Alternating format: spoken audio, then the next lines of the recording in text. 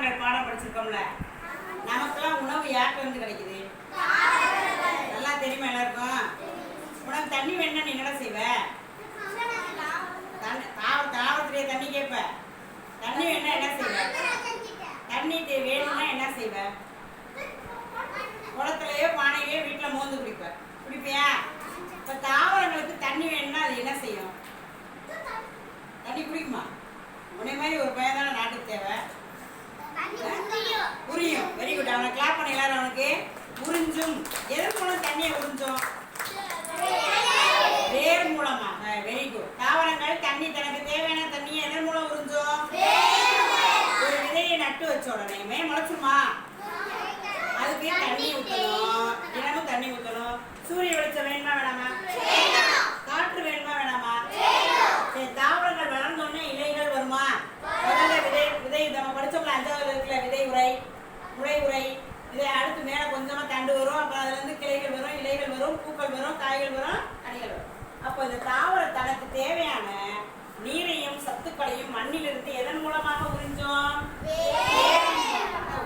வேரின் மூலம் உறிஞ்சக்கூடிய தண்ணியை தண்டு வழியாக தாவரத்தின் மற்ற பாகங்களுக்கு எல்லாம் கடக்கும். தண்டு, இலை, பூ, காய்க்கலாம். இப்ப தாவரம் எப்படி வேர் மூலமா தண்ணியை உறிஞ்சுதுன்றத பார்க்கலாமா? தண்ணி இப்போ உறிஞ்சுதா? வேர் மூலமா தண்ணியை உறிஞ்சுதா? எல்லாரும் பார்த்துட்டீங்களா? தாவரங்கள் வேர் மூலமா தண்ணியை உறிஞ்சுது. இந்த பக்கமா அது மாதிரி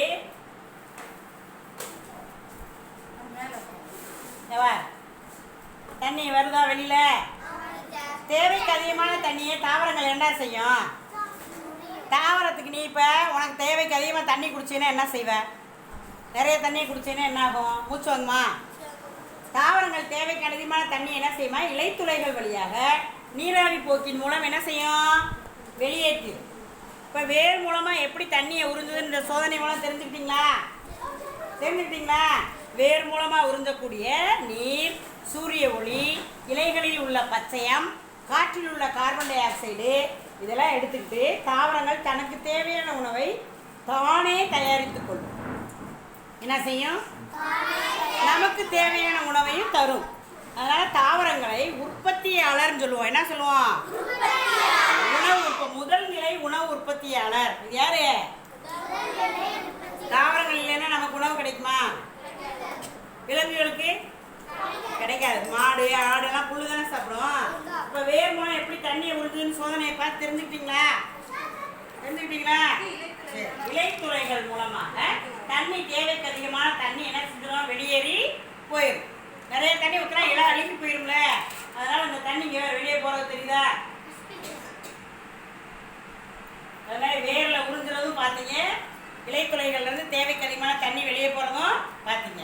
இதே மாதிரி நம்ம அறிவியல் கண்காட்சிக்கு நம்ம என்ன செய்யணும்? எளிய சோதனை கருவிகள்லாம் இது மாதிரி நீங்களா செஞ்சு பழகணும். இளையோர் திறன் தானே இந்த தடவை நமக்கு போட்டியே. இது இளையோர் திறன்ல நம்ம ரம்யா கத்திரன். நல்லா கிளாப் பண்ணுங்க அவங்களுக்கு ஒரு தடவை.